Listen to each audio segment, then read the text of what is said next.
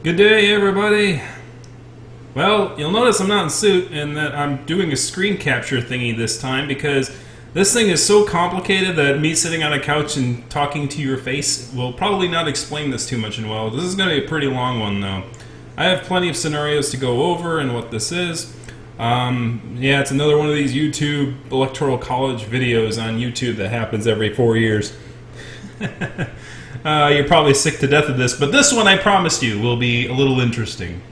So this is a scenario which I call Mutual Electoral Destruction.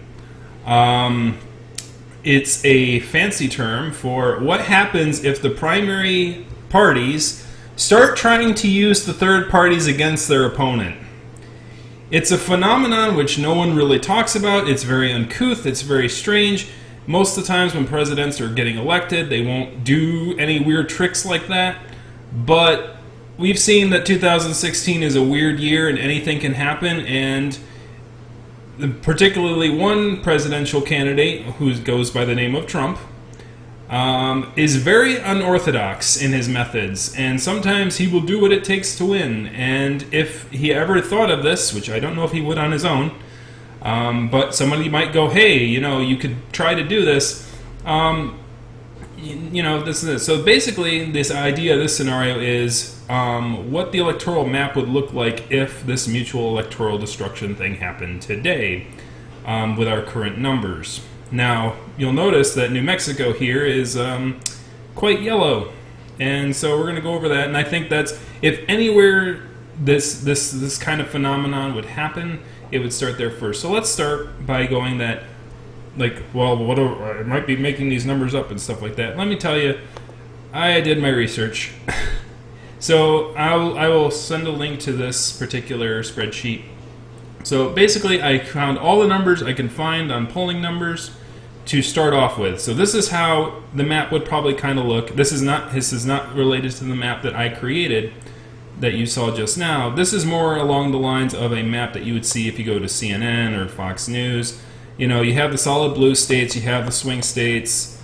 Some of them I have a swing that aren't really seen a swing to a lot of people, like Mississippi, South Carolina, or Alaska. But my threshold was 5%. If the percentage between Donald Trump and Hillary Clinton is less than 5%, I considered it a quote-unquote swing state.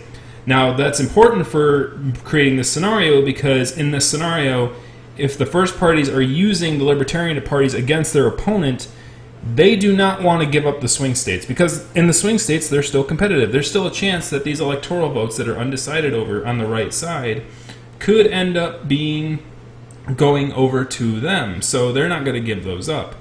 The idea is that they would want to look for a place where their political opponent has a good solid lead, yet are vulnerable if they consolidate their votes with the third party. And as I said, New Mexico is a very important one because if we look here on line 34,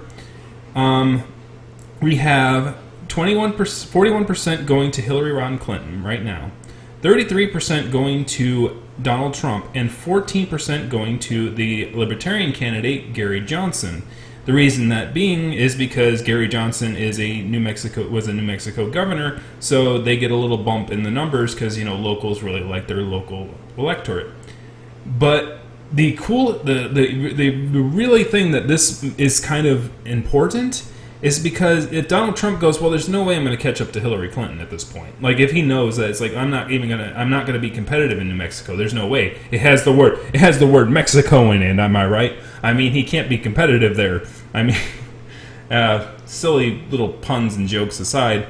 So we take this idea here.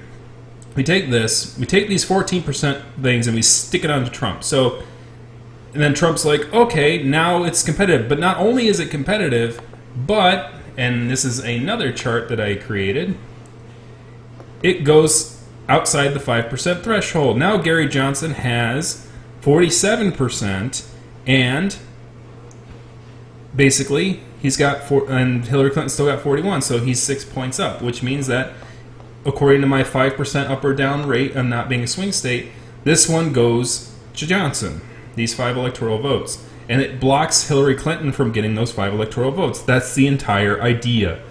So Trump does that first, going, I need to slow Clinton down. So I'm going to say to all my followers in New Mexico, you guys vote for Gary Johnson to stop Hillary Clinton, because that's the only way we're going to stop her, is if you guys come together under Gary Johnson and come together at the voting booths and vote for Gary Johnson. So that causes ripples in headlines, and anything that, if something this weird happened, people will be going like, oh, what the heck happened? And so, Hillary Clinton would be like, he can't do that, can he? Like she would, it would be like that whole like career politicians like, he can't really do that, can he? And then of course, like most things Trump does that's very controversial, everyone's going like, time will pass and people will be like, I guess he can do that. He just did it.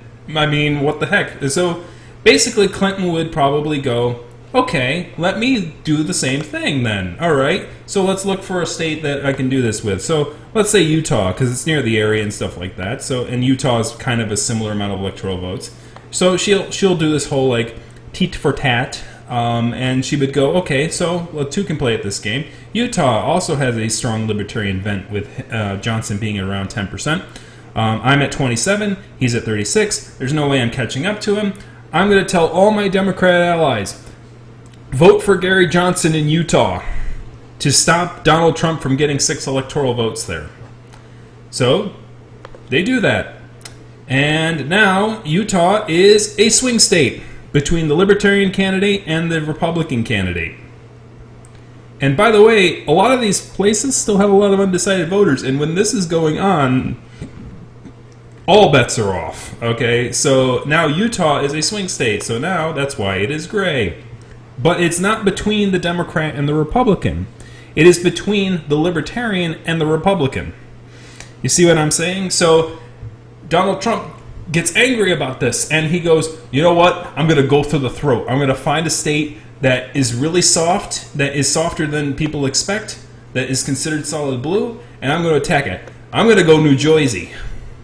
So New Jersey has Hillary Clinton at 46.3, him at 34.3, and Gary Johnson at 9. So he goes into New Jersey, he goes, hey, New Jersey, man, if you want to stop Hillary Clinton from being the president of the United States, all of my followers, you vote for Gary Johnson. So that ends up happening, and now New Jersey is at 40. So Hillary Clinton keeps the same. Yeah, I accidentally had these numbers up from earlier. These are actually dashes. But I was like, doing things earlier on this thing, and I forgot to resave my changes. I was basically creating the scenarios I'll show you in the second video. But basically, it tosses these things up. So basically, at the end of the day, and you can kind of see how I went about doing this, is like, I moved them all over to the right side. As you can see, they're already there. And so the Electoral College votes go away, go away, go away, go away. So basically, this is kind of how it works. So these columns are the electoral votes. So actually, that's kind of good that happened. So I can show you kind of how this, the meat and potatoes of this. So basically, what we have is 165, 78, 5, and 290 undecided. So if you look at the map here, it agrees. 165, 78, and 5 undecided. Or 5 other and 290 undecided. So New Jersey becomes gray, but it becomes gray not between the Republican and the Democrat, but between the Democrat and the Libertarian. So now it's a too close to call race between the Libertarian and the Democrat. This is getting weird, isn't it? Well, Hillary Clinton decides, you know what? Okay, you take New Jersey from me, I'm going to take Texas from you. Now it's war. Now it's all-out war. And basically, Texas now is dead even between the Libertarian candidate and Donald Trump, all vying for those 38 electoral votes. So this scenario here, as you can see, and I'll provide a link to it, kind of shows, and unfortunately I couldn't get some data from Indiana, Maine, Maryland, like places like that don't have a lot of polling data, so I kind of have it in a question zone, and I didn't really mess with it too much. Mostly because those states are pretty solid, and that's why they're not polling them in the first place. Is like I even put down here, it's like maybe he should tell them to go green in D.C. instead, because libertarians wouldn't get very far there either. Because No one wins DC. It's 90% Democrat. So, in essence, this is the idea, and you can kind of see how I break it down over here. If it's already swing, they don't touch it because they're already battling each other and they have a chance to win it, so they're not going to mess with it. So that's the introduction to that, and I'll stop it here for the first video. This is going to be a multi-part video. But now, it's like, so this is how we got here in this mess. Now, in the next video, I'm going to go over the different scenarios which could play out based on this kind of mutual electoral destruction. So I will see you at that video, and thank you for watching.